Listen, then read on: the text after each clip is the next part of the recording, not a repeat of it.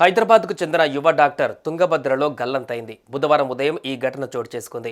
ఇద్దరు స్నేహితులతో కలిసి హంపి పర్యటనకు వెళ్లారు డాక్టర్. అక్కడ హిస్టారికల్ ప్రాంతాలను విజిట్ చేసిన తర్వాత బుధవారం ఉదయం ఈతకు వెళ్లారు.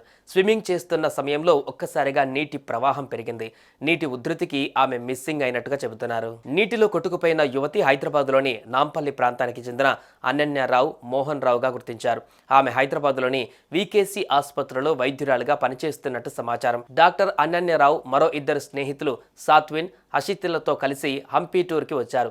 స్మారకాలను వీక్షించి మంగళవారం రాత్రి సనాపుర గ్రామానికి ఓ అతిథి గృహంలో బస చేశారు. బుధవారం మధ్యాహ్నం ఈత కొట్టడానికి తుంగభద్ర నది వద్దకు వెళ్లారు. అనంతరం సుమారు 25 అడుగుల ఎత్తుగల బండరాయి నుంచి అనన్యరావు నీటిలో దూకి ఈత కొట్టాలనుకుంది. దీంతో రాళ్లపై నుండి నీటిలో దూకేసింది. నీటిలో కాసేపు ఈత కొట్టిన అనన్య కాసేపటికే నీటి ఉధృతికి కొట్టుకుపోయింది.